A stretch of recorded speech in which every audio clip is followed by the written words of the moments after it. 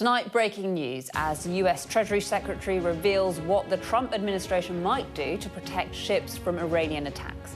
Speaking exclusively to Sky's Will Frost, Scott Bessent says an international coalition could protect ships as oil prices spike again. Also tonight, a renewed apology from Keir Starmer for appointing Lord Mandelson as US ambassador. But Labour's former deputy leader warns that trouble still lies ahead. Well, I'm sure the opposition will be looking at the documents to see whether or not there's absolute consistency between what the Prime Minister said to the House of Commons and what's in the documents, because if there's not, then it will raise the issue of misleading the House.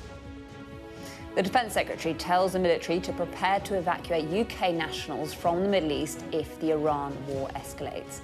And as MPs go wild over plans to replace historical figures on our money, we'll use AI to see what it might actually look like. We're banking on our panel tonight, Hannah Davidson and Brian Leishman. They'll be with me for the next hour. It's Thursday. I'm Ali Fortescue, live from Westminster, and this is the Politics Hub.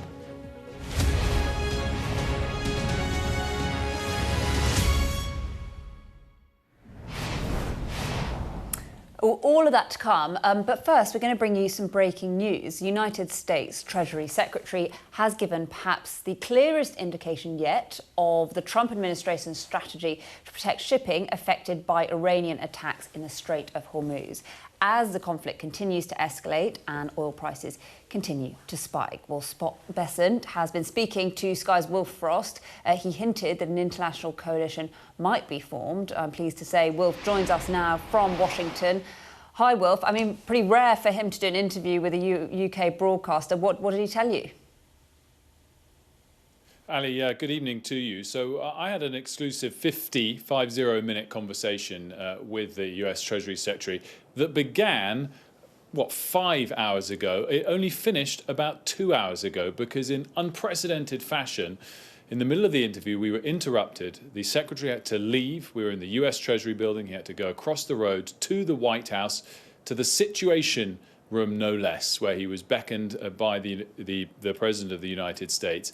We picked up our conversation again a few hours later, and here's what he said they'd been discussing in the Situation Room relating to the ongoing conflict in Iran. Are you starting to think, if this does keep persisting as it is, that the Navy has to go into the Strait of Hormuz to help ships get through, which would have a big effect on... Well, look, that was always in our planning, that there's the chance that U.S. Navy or perhaps an international coalition will be escorting oil tankers through. There are, in fact, tankers coming through now, Iranian tankers, I believe some Chinese flag tankers have come through, so we know that they have not mined the straits. And was that what you were just discussing in the Situation Room? We were discussing a plethora of things. And is it your belief that the volume of ships going through the Strait of Hormuz will be improving immediately from now? It is my belief that as soon as it is militarily possible, the U.S. Navy, perhaps with an international coalition, will be escorting vessels through. And that came up just now in the Situation Room. Your words, not mine. But again, are we days away from that? We've been planning for this. We've done scenario analysis for months, for weeks, leading into this. So, but it's a prospect in the coming days, then. It is a prospect as soon as we have complete control of the skies and are degrading they have no Air Force. The Navy is sunk, literally and figuratively, and the munitions factories, the rebuilding capabilities for the missiles, completely degraded. So as soon as it is possible for to ensure safe passage, we will do it. Wilf, what did you make of that? The Trump administration does seem to be on the back foot. Well, I guess he was trying to frame it as if they're in the front foot. I mean, as it relates to passage of ships through the Strait of Hormuz, three things jumped out to me. Explicitly, he said there that the Iranians have not mined the straits and that some ships are already passing through. Implicitly, I think he added that the US Navy, possibly backed by an international coalition, will be entering the straits in the days ahead to make sure that the passage of ships going forward is smoother than it already is. On a day when we look at oil prices up 10%, Brent, the international gauge, in and around $100, I think the market isn't expecting safe passage of ships in any meaningful way in the days ahead, which his implication there might suggest otherwise. We also discussed, Ali, the cost of this war. He revealed to me that so far to date it has cost the United States $11 billion. I asked him if there was a number going forward which would require him to knock on the president's door and say, Mr. President, we can no longer afford this. And he said, absolutely not. He also spoke about the level of oil prices not really being the thing that affects the economy, but the duration of them being elevated where they were. But his position on the war, Ali, from the money man position on whether or not the economy can afford it or not was resolute. He said that they could. Yeah, and I mean, it's this sort of news line that could move markets. Yeah, we'll watch how oil prices react in the minutes and hours ahead. It was a long conversation. We had 50 minutes with him. We also spoke about Russia benefiting from the spike in oil prices. He said it was unfortunate that they're profiting so far. We spoke about the strained special relationship and, of course, how Keir Starmer's decisions specifically around the Iranian war have affected that trade more broadly. Some comments on Peter Mandelson, and all of that is coming up in a couple of hours at 9 p.m. OK, Will, thanks so much. We will obviously be bringing you much more of that interview with Scott Bessent throughout the evening. Thank you, Will, for us there in Washington. Well, let's hear now from our economics and data editor, Ed Conway, with more on the economic shock that is causing such concern in the White House. It is something of an economic rollercoaster here. Let's just give you the update of some of the latest news here in the Persian Gulf. Have a look here. This is just the past 24 hours. So we have two oil tankers that were set ablaze in Iraqi waters just in the north of the Gulf there. You've got down in just outside of Dubai, a container ship, a Chinese container ship, which rather hoped that it wasn't going to be attacked, has been attacked. That's just in Jebel Ali, so that's the biggest port in the region in Dubai. Kuwait airport struck by drones, similar episodes in Bahrain as well. And perhaps most striking of all, most concerning for many people, is Salalah here, just in the south of Oman, outside of the Persian Gulf. So look, outside of the Persian Gulf, that facility there has been attacked, raising questions about how safe this area is going to be from Iranian or proxy attacks. And all the while, that big issue is the fact that the Strait of Hormuz, this neck, this choke point through which all of the shipping has previously gone, is effectively closed to most traffic, and the new Supreme Leader says it's going to stay closed, and all of that has an impact on the oil price. And the oil price has been somewhat bolstered, well, I mean, you'll have a look at the chart in a second, by the release of an unprecedented amount of oil from the strategic reserve of a lot of the world's richest countries. 400 million barrels of oil is what they're promising. That's bigger than Ukraine in 2022, bigger than Libya, bigger than Katrina, bigger than the first Gulf War. A lot of it coming from the US, so 172 million barrels coming from the US. But if you look at the levels of storage that the US has, so this is their strategic petroleum reserve, and you can see the points in history. There's the Gulf War there you can see Hurricane Katrina there, you can see Libya, you can see the Russian-Ukraine conflict. What's interesting about this is, look, the level of US stockpiles is close to a historic low. We've rarely seen it as low as it is right now, which is of some concern given we are going into a serious position for the energy market. Have a look at what oil prices are doing in response to this. So it's been a roller coaster, as I said. It went up very sharply on Monday, came down when Donald Trump said the war was complete, but has been kind of ticking along there. And since the IEA said they were pumping out lots more oil, look at what happened. Actually, oil prices have gone up instead of going down. People are still concerned. And that concern is borne out by the fact that when you look at the potential economic implications of higher oil prices and higher gas prices, They are quite severe, but they are quite kind of varied. So the UK, which this year was expected to have about 2% inflation, according to the National Institute for Economic and Social Research, it's likely to be closer to 3%, because this is showing you the difference. So that's about 1 percentage points extra, takes it up to about 3%.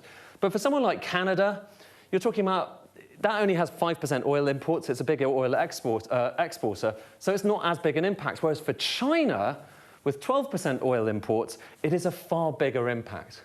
And so you get this sense of how different countries all around the world are seeing different impacts from what's happening in Iran, and are likely to see different impacts in the coming weeks. Well, the Prime Minister today pledged that tackling the cost of living would be a priority. We've heard that before, but that pledge is now, of course, at the mercy of international energy markets. I know that for a lot of people, the conflict in Iran is going to be a real cause for concern. I've asked the Treasury Minister to talk to the executive here about particularly the heating, oil-based heating in homes, and how we can coordinate our response to this because of the prices increasing because of Iran, and get our arms around that. Let's bring our panel in for tonight, shall we? The former Conservative Minister, Gehenna Davidson, and the Labour MP, Brian Leishman. Thanks both for being here. I mean, for Brian, for the Prime Minister, you know, it was a new year, he wanted a reset, it's been difficult, he wants to talk about the cost of living, and then you have this war breaking out in Iran that is pushing oil prices to extraordinary levels. To an extent, he can't get a break, can he? He can get a break, but it really does emphasise the importance of decoupling ourselves from the reliance on the fossil fuel markets. Constituencies like mine in Alloy and Grangemouth have been the victims of mass deindustrialisation for decades now. Historically, in Clackmannanshire, on the north side of my constituency, we saw the coal mines disappear with the exodus of skills and talents thereafter. And more recently, just a year ago, we saw the Grangemouth oil refinery close. Now, the folly of that not being in government control, I have spoken about many times on your show in the past as well, Ali. So what we've got to do as a government, we have to accelerate our programme for government in getting the green, clean, new energy renewables online as quickly as possible for primarily domestic jobs, good, well-paid, secure jobs of the future, but also to really heighten our national energy security. What about the North Sea? Indeed, I have been vocal about that as well, as the no ban without a plan. As my declaration of interest as a Unite member, I am behind that. We cannot afford to throw to the wolves hundreds of thousands of oil and gas workers. We haven't learned anything from the coal mines if we do that. Gehenna, what do you make of all this? I mean, we've talked about oil price shocks in the past, Ukraine, but this is something different, isn't it? It is something different. I mean, we heard there from the analysis that the scale of the potential issue that, you know, is going to be felt right across the world. And I know there will be a lot of people at home who are already worried about their household finances, worrying about a shock later down the line. Now, we heard from the US there, the concern being not necessarily the prices as they are today, but the length of time for which those prices are going to be inflated. And I think the worry will be, as we get, you know, further into the year, if this is still going on months down the line, the impacts that might have on our heating prices as we get through to the winter. It is a real worry, and I think every single step needs to be taken to try and, you know, give people in the UK confidence that they're going to get support from their government. But also, I think Brian and I agree to some extent about, you know, improving our own self-reliance when it comes to energy. But I do think we perhaps need to look at our sort of green net zero ambitions and what more we can do actually to explore the fossil fuel reserves that we have in the UK so that we can become more self-reliant. And, you know, I think you talked about no ban without a plan. I think to some extent I'd agree with you, though we come at it from slightly different angles here. Do you feel like, to ensure that the UK has that self-reliance and doesn't have to rely so much on foreign imports. And as you say, all of this takes a while to knock on. Do you feel like the Prime Minister's listened to you with your concerns? I think the Prime Minister has said that he needs to get into listening mode, but I remain to be convinced on that we've got a compelling industrial issue, not just in Scotland, but across the northeast of Scotland, but also the northeast of England as well. We absolutely have to become much more energy secure. We have to be self-sufficient. We have seen the reactions and the devastation on the cost of living that the Russian invasion of Ukraine has done, and we can see this potentially playing out with what's happening with Iran. And are you happy broadly with how the Prime Minister is dealing with this war? No, I've been quite clear about that as well, as I think we've got to learn the lessons, the dreadful lessons of what happened in Iraq over 2 decades ago. I don't want to see any British participation in this war. Let me just say from the outset as well, Ali, I'm absolutely against the Iranian regime and the persecution and the oppression that the Iranian people have suffered for quite some time now. But make no bones about it, this is an illegal war. We have seen the actions of President Trump over the last 3 months. Let's bear in mind, let's not forget the overtures he's made towards Greenland and the threats that he's made to Mexico, to Canada, to Cuba. And, of course, he launched a military operation and kidnapped the head of a sovereign state in Venezuela. The man's actions over the last few months has betrayed the international rules-based order. OK, we'll come back to you both. Let's bring you some more breaking news now on a story we've been following in the last couple of hours, an incident at a synagogue in Michigan which prompted a massive response from the authorities. Well, I'm pleased to say our US correspondent is with us, James Matthews. I mean, we can see the scenes that have been unfolding. Obviously, it is still quite early. This happened a couple of hours ago or so. Tell us what you know. Yeah, hi, Ali. This was in Temple, Israel Synagogue in a place called West Bloomfield, Michigan. There is inside that building a school as well, preschool youngsters, so 5 and younger. What happened about an hour and a half ago, a truck rammed through the front doors, sped down the hallway, and law enforcement, they say it was travelling with purpose. Once inside the building, it was shot at by on-site security. That appeared to ignite something, or there was a simultaneous ignition inside the vehicle, and a fire broke out. We saw smoke billowing from air vents and so on. So you had the gunman alone in that vehicle, and thick black smoke. So agents were trying to get to the vehicle and wearing gas masks and so on.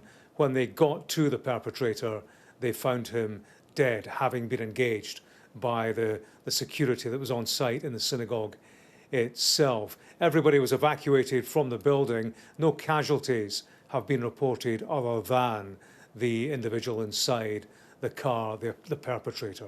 So clearly, Ali, this has been a lucky escape. It's not clear what the motivation for this was, but there has been a rise in anti-Semitic violence over recent years in the United States, and that will be one line, one imagines, of inquiry. The President, we are told, is being kept informed of events. What we're looking at now is pretty much a mop-up operation. They are looking for a potential secondary site. That's very much a precaution. However, people were told to stay in place while the suspect remained out of the clutches of law enforcement, but that will be lifted in due course. Clearly, an incident of considerable concern across a wide area in Michigan, particularly amongst the Jewish community, but taken care of. And the fact that this individual was shot by, or shot at certainly, by security inside the building itself is testament to the preparations, actually, that are made by the Jewish community at large, and particularly in buildings of that size, that synagogue. Yeah, as you say, testament to increased security at synagogues and increased risk too. Yeah, and of course that risk, one imagines, is not lessened by events internationally, the conflict in the Middle East. And it's early days. I mean, they're still mopping up, as you can see, Ali. But I suppose the questions do turn to the motivations of the individual. Law enforcement will be looking for clues, perhaps a manifesto, information as to what was behind this, why this individual carried out this attack. And that may play in to the discussion, to the political debate around US involvement in the Middle East. OK, thanks so much, James, for us there with the very latest on that shooting in Michigan. You're watching the Politics Hub. Coming up, Labour's former deputy leader tells Sky News that the Prime Minister is vulnerable to accusations of misleading Parliament over the appointment of Peter Mandelson.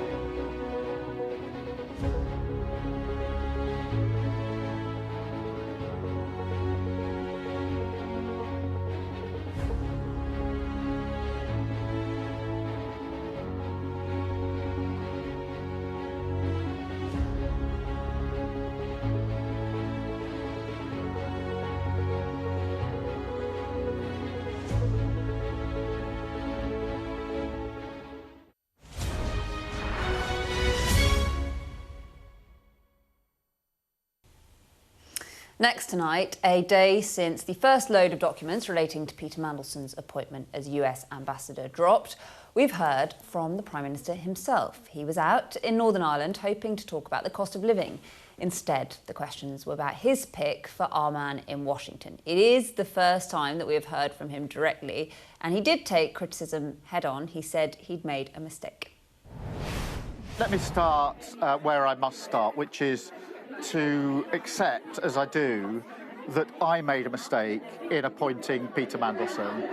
And let me follow that up swiftly, as I've done before, but I need to do it again, with an apology to the victims of Epstein for appointing Peter Mandelson. It was my mistake, and I take responsibility in relation to it.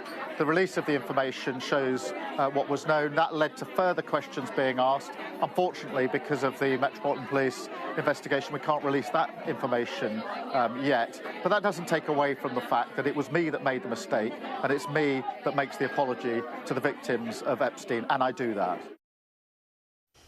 Well, one of the most senior figures in the Labour Party, Harriet Harman, says any inconsistencies in the Prime Minister's account of the Mandelson case could lead to opposition accusations of the PM misleading the House. The former Labour deputy leader was talking to Sky's political editor, Beth Rigby, on the Electoral Dysfunction podcast. So if we go back to the first principle of all of this and why it's become such a deep, deep problem for the government, it's because, and for Keir Starmer personally, it's because it's about judgment, isn't it? It's about his judgment. Ultimately, it's about his judgment in putting Mandelson into post. And Harriet, you sound concerned about that. You sound concerned that, I mean, his judgment was off, right?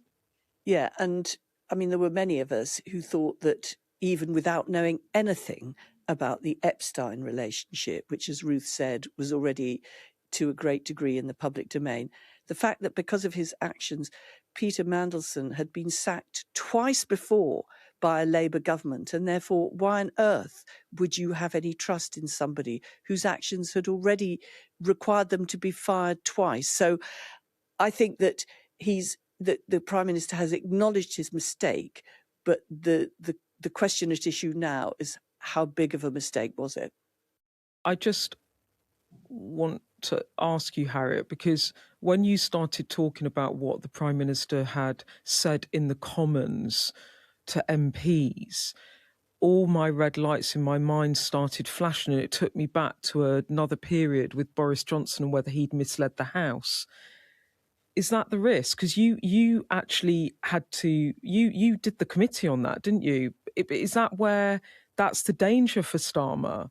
If the evidence comes out and it suggests he said something different to the Commons than what the evidence suggests, that the opposition could go for him for misleading the House. Is that a possibility? Well, I'm sure the opposition will be looking at the documents to see whether or not there's absolute consistency between what the Prime Minister said to the House of Commons and what's in the documents, because if there's not, then it will raise the issue of misleading the House. So the question here will be, when the additional documents come out, what the Prime Minister said to the House and what the evidence shows about what he did or didn't know. Well, that's what the opposition will be doing, inevitably. Yes. OK. And you can watch that latest episode of Electoral Dysfunction from tomorrow, wherever you get your podcasts. Well, as you can see, our political correspondent Rob Powell joins me now. Our panel is still here. We'll come to you both shortly. But Rob, you first. So, I mean, these suggestions from Harriet Harman that the Prime Minister could be accused of misleading the House, do you think that could happen? Well, I mean, you're starting to see, I think, a couple of points of political tension that the opposition parties in particular are kind of zeroing in on. One is this accusation that when Keir Starmer stood up in the Commons and said all due process and proper process had been followed in Peter Mandelson's appointment, was he telling the full truth? And I think what Harriet Harman was referring to, what the Lib Dems have referred to when they've written to the ethics advisor asking for an investigation, is some of the stuff that we got in those documents yesterday. One of it was the comments from Jonathan Powell, the National Security Advisor, who said this looks like it's been weirdly rushed. So they're saying, well, if your top national security body is saying that, does that mean that proper process was really followed? The second is the revelation that his appointment was announced before he'd actually gone through the security vetting, the developed vetting process.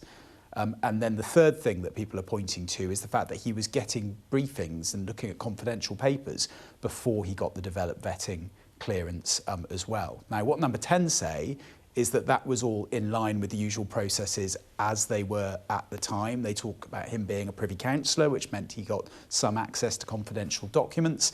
But they say they're changing that now to make sure it doesn't happen again. So clearly they, looking back retrospectively, don't think it was ideal. So I think they're trying to argue it was in line with processes at the time, but the processes at the time weren't up to scratch, and that's why they're changing them. Okay, Rob, thank you. That is really helpful, because there's a lot going on here.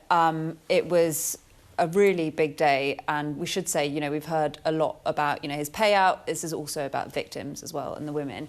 Dehenna, how damaging do you think this is going to be? I think it has a potential to be really damaging, and to be honest, should be, because this isn't you know, a small political error. This is a very serious error in fundamental judgment from the Prime Minister. You know, looking at some of these documents that have come out over the past sort of 24 hours, there is clear evidence that Peter Mandelson enjoyed a relationship with Jeffrey Epstein following his conviction. That was well known about, that was documented, not only documented in sort of official government documents, but had been reported in the media, you know, as soon as January 2024 by The Telegraph. And yet, Keir Starmer saw fit still to appoint him, despite the advice, the advice of reputational risks. Well, this isn't about reputational risks. This is about the victims of Jeffrey Epstein. And, you know, the Prime Minister has apologised, but perhaps they should have been at the front and centre of his mind when he appointed Peter Mandelson to such a senior government role. Brian, Kemi Badenoch has said that Keir Starmer's hostage to Labour MPs. You're one of those Labour MPs, is that right? I hope so, if we're going to be blunt about it, but not to be flippant about it, because it's such a serious matter. I would just like to add my voice to what Deanna said there as well. Is this is about the victims and their welfare, and then ultimately getting the justice that they deserve. That is the paramount thing in this issue. Keir Starmer has a best case and a worst case scenario here, and neither are to his benefit. At best case, he was duped. He was foolish. He was misled by Peter Mandelson.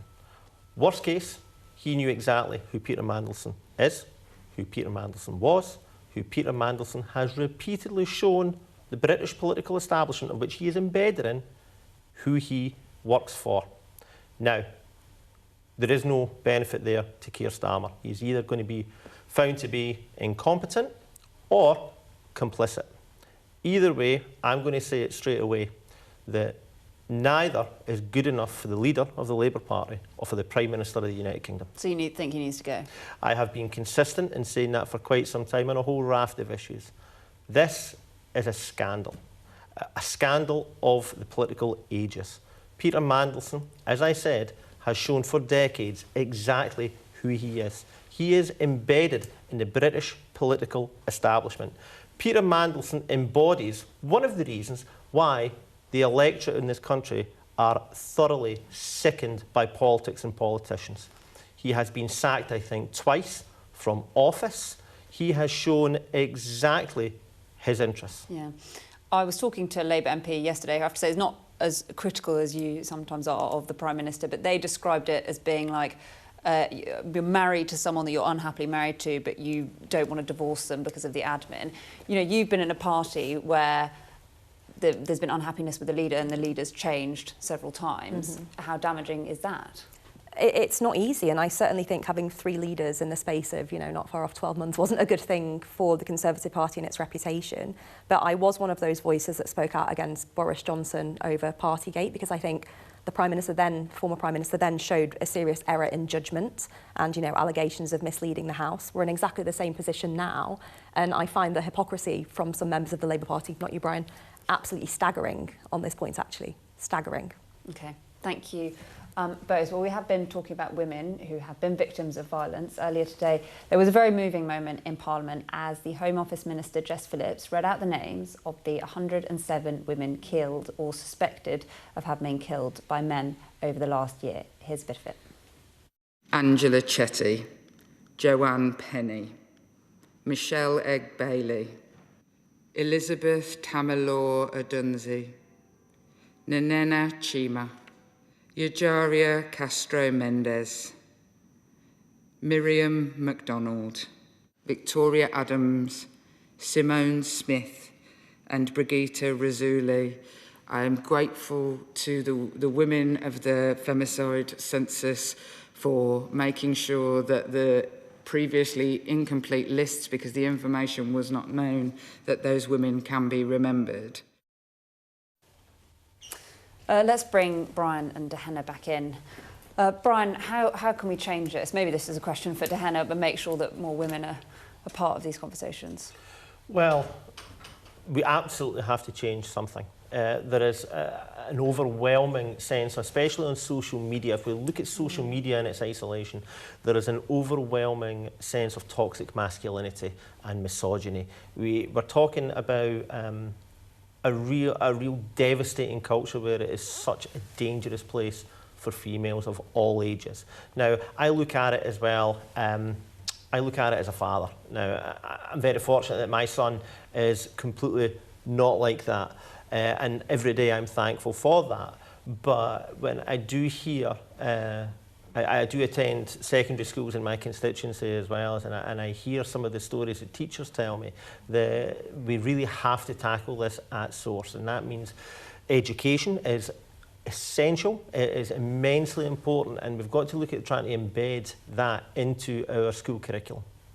Is this a problem that is more acute in Parliament than outside Parliament?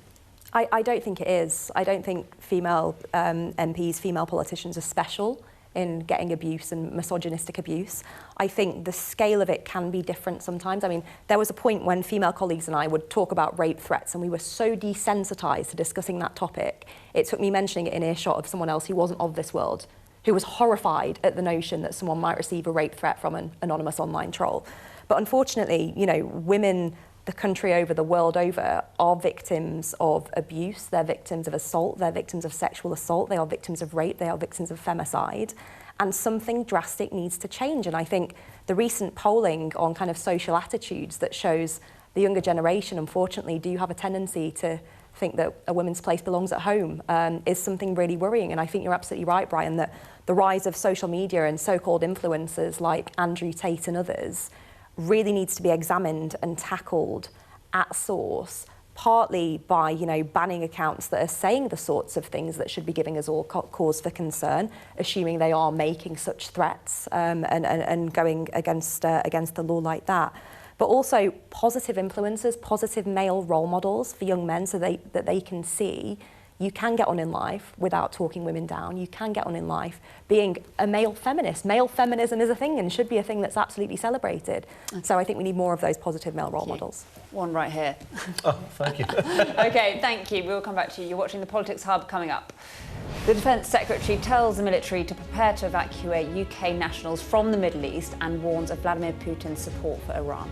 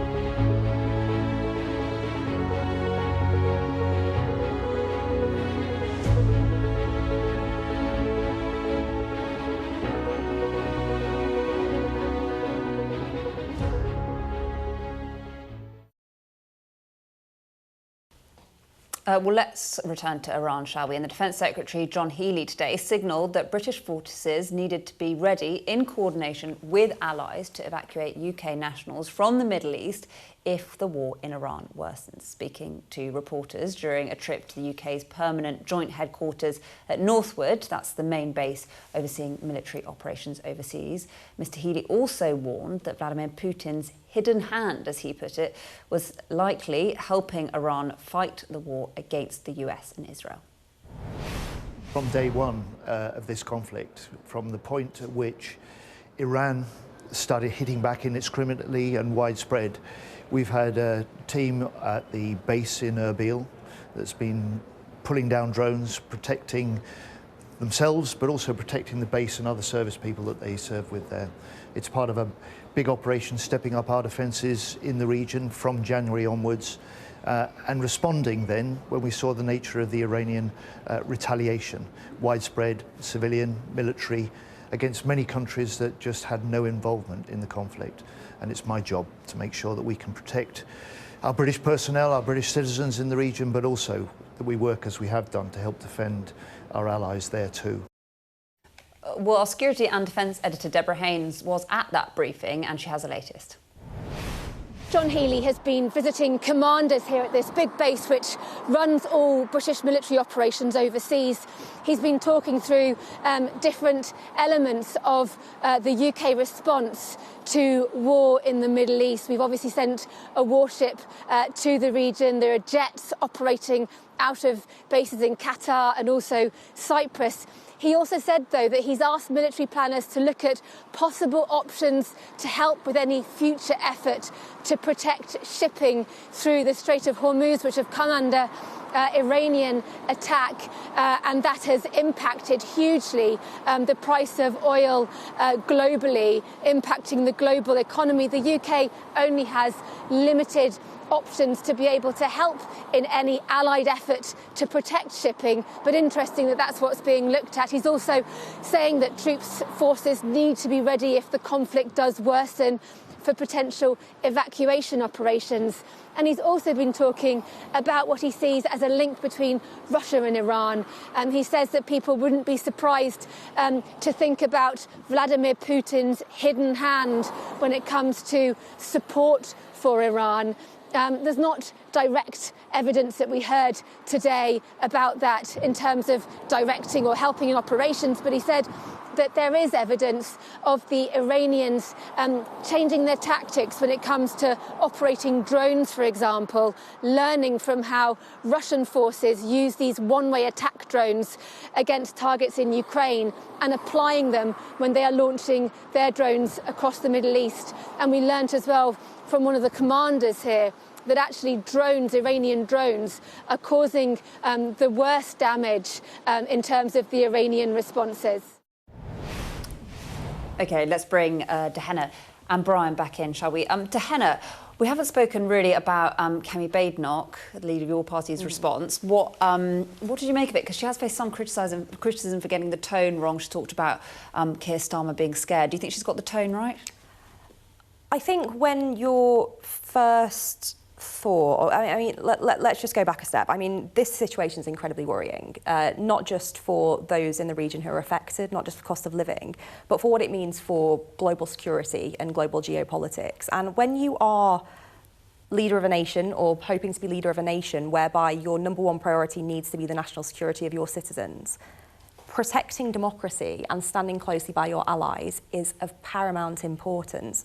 And so I do think Kemi Badenoch was right in, suggesting that Keir Starmer should have acted faster to stand with our allies, should have acted faster to provide access to our air bases, to the likes of the US and to Israel, in standing up against this Iranian atrocity. I mean, the fact that they are attacking our bases, their missiles are hitting civilians, missiles are targeting US, UK bases. It's atrocious, and I think we do need to act fast in the face of that to stand up for democracy and the democratic values that we are very proud to stand up for here in Britain. Brian, that's not a position I think you think the Prime Minister should be holding back more, but others in your party think that he should be doing more? I mean, the sense I get is that he actually is pleasing quite a few MPs with the position he's taking. Well, for me, the primary importance here is obviously keeping our British troops, who are fantastic, keeping them safe, and also British nationals that are in a war-torn area. That is an absolute given. However, I don't want to see any British involvement in this war. As I touched on earlier on in the show, we have seen flagrant disregard for the international rules-based order. Donald Trump hasn't provided, and his administration have not provided the evidence, the satisfactory evidence to say that Iran were going to be a threat to the US or any of the US allies. So for me, we are looking at an illegal war here and the destruction of the international rules-based order. The UK should not be involved. Should we be calling out President Trump? Absolutely. That is being on the real side of democracy, in my opinion. And when we look at this just now, the attacks that we are seeing on Iran, there is no doubt about it, this is similar to every conflict and every war. We are talking about innocent people, civilians, who I've already said as well in the show, as well as that have been the victims of dreadful oppression and persecution of their own country. These are the people that are going to be the casualties of war. Do you think that we should be standing up to Donald Trump more? I think it depends on the circumstances, but I do think in a world that is so unstable, that has, you know, so many shocks and so much conflict, that standing with our key allies, like the US, is of paramount importance. It's not to say we can't disagree on matters, but in an unstable world, I think we should keep all of our allies close. That means looking towards NATO, it means looking towards the US. And certainly on issues like this, you know, defending democracy is paramount, isn't it? And as you said, the atrocities happening in Iran, that's not democratic. I would say it's unusual for me to be in the company of a Conservative for 44 minutes and it take us to disagree. We've done quite well. I was about to say, we've done very well. Surprisingly civil. But what I would say is when we look at global volatility and global insecurity, there is no doubt about it, over the last 3 months, Donald Trump has been a huge cause of that. Things that I've referenced already, we've seen the kidnapping of a head of a sovereign state. We have then seen really overt threats to Mexico, Cuba, Colombia, Greenland, and now we can see war being launched on Iran from America. And the Middle East is, let's not forget, the Middle East is a familiar theatre for American aggression. Diana, is that fair? I don't think that's fair at all. I don't think that's fair at all. And I just think there's the reality of global geopolitics, whereby if we were to, you know, publicly call out Donald Trump and distance ourselves from that administration, there probably would be real repercussions for our people at home, looking at things like tariff barriers that could be introduced. Not to mention, it's not just Donald Trump. He is not the only person who is part of that US administration. We have huge swathes of direct personal relationships and allies right across that US administration, across all swathes of society. And I think it would be a mistake for us to turn our back on that. Okay. Sorry, Brian, you're going to have to hold it. Thank you. We will come back to you on a very different story. That story, though, Iran, is sure to feature heavily on our late night programme, The Wrap, tonight from 10 p.m. Here to discuss all of today's big stories and the best of tomorrow's papers will be economist Paul Johnson and the political editor of The Sun on Sunday, Kate Ferguson. You're watching the Politics Hub. Coming up, Ed Davey and Nigel Farage united in their opposition to badgers on our banknotes at the least.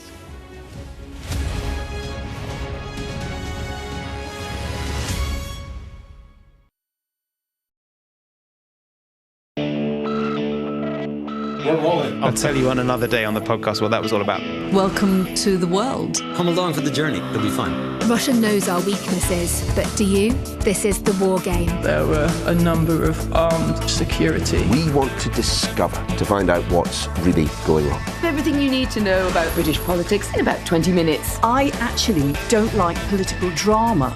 So, where next? Available wherever you get your podcasts.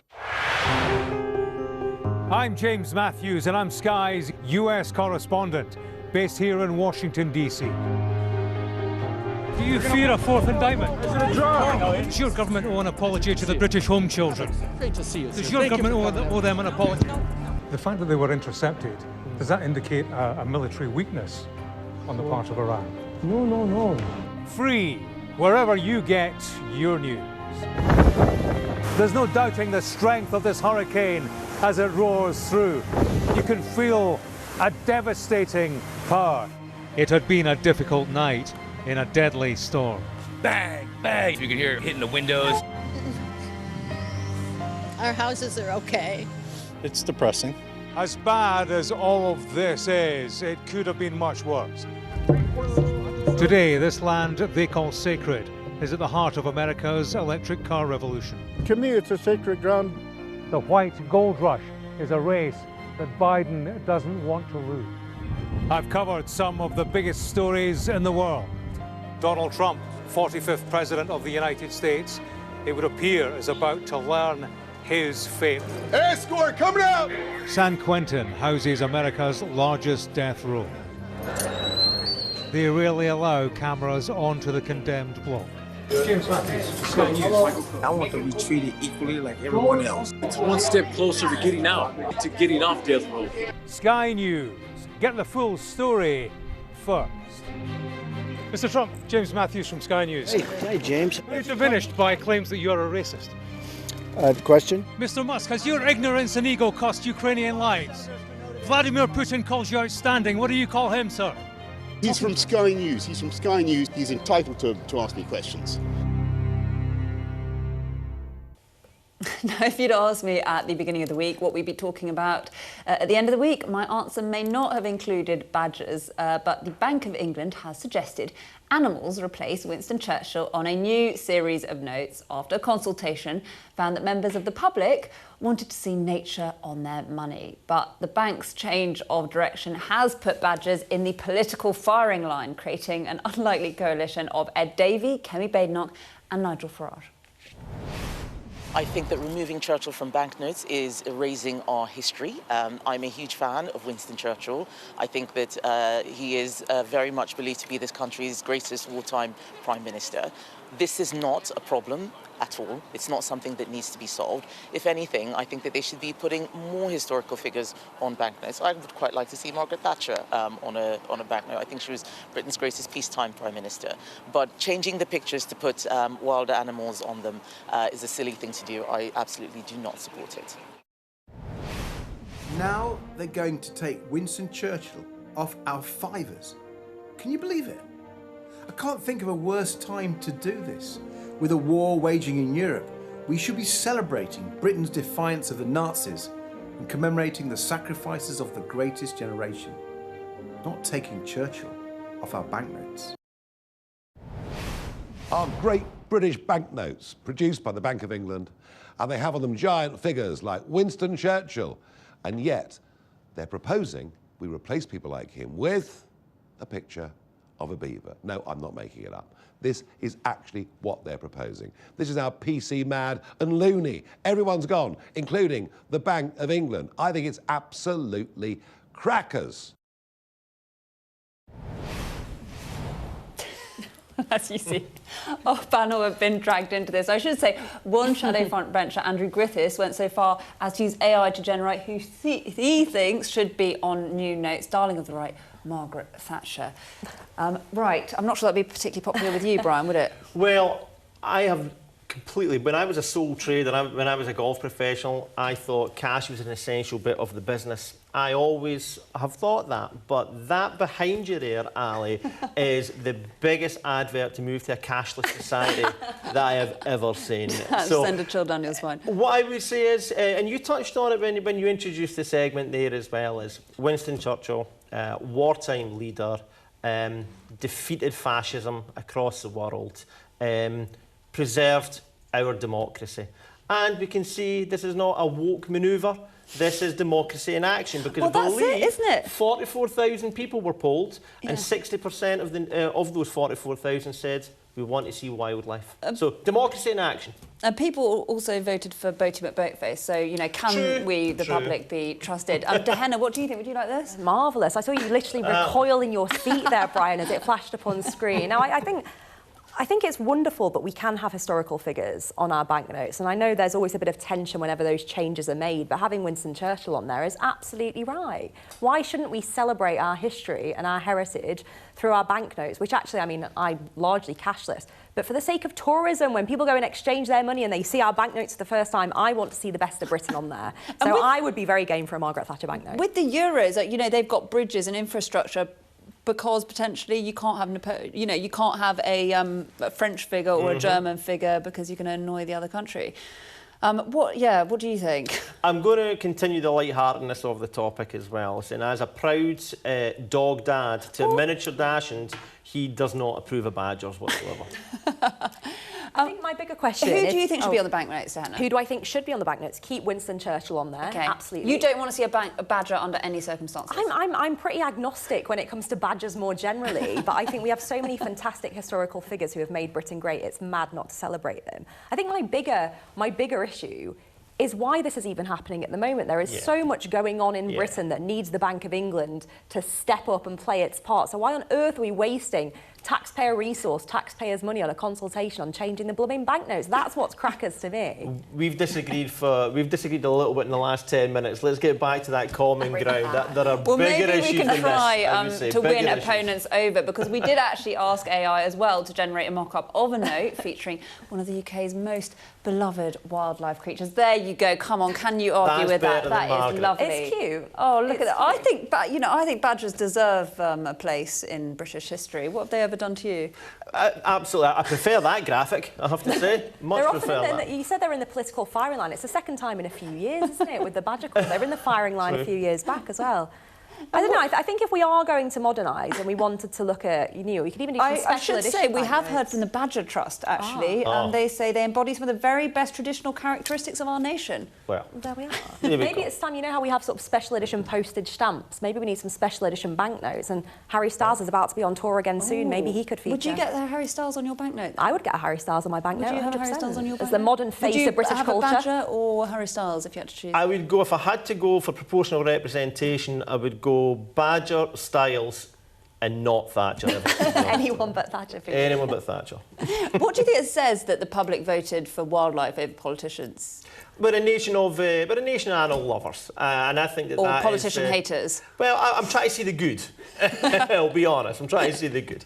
The reputation of politicians has never been positive, and I do unfortunately think, to end on a slightly sadder note, that in recent years it has gone down, and I think we've given them, unfortunately, a lot of reasons. Indeed. Reasons for that. But hopefully, between us, Brian, we can improve things. Now, well, I'm sure you two will be on banknotes before too long. But before we leave you, we've actually gone one step further. I'm so sorry, we've been very busy today. And we tried to see if we could make everyone happy, if AI could generate a note that combines the appeal of the badger with the patriotic fever of Winston Churchill. There you go. How about that? This I've got to shout out to Mark actually, who's spent the morning creating this. What do you reckon? Politics is all about compromise. I'll take it. I think we can shake on that one. Deal. There we go. How do you think AI knew how to do this? There's the sort of key characteristics we needed. No. Is this worrying? Are we going to be out of work? With only a couple of minutes to go in the show, that's a whole show, I would say, in itself, the dangers of AI, that's for sure. It's remarkable though how it has pulled out the best of Churchill with the cigar, with the whiskey tumbler, the pocket watch. And of course the famous hat. It's marvellous. Yeah, so you'd settle for this Tory then? It's given shades. Was it Theresa Coffey? I would say with the cigar. I hope she's not watching. With the cigar and the alcohol. It's given me shades of that. OK, thank you both, Brian Leishman, Labour MP, and Henna Davidson, former Conservative Minister. Thank you also at home for watching. That is it from us tonight on the Politics Hub. I will be back on Monday at 7 o'clock. Up next, it is UK Tonight with Sarah Jane Me, and then it'll be The World Tonight, where we will have continuing coverage of what is going on in Iran. Thank you for watching.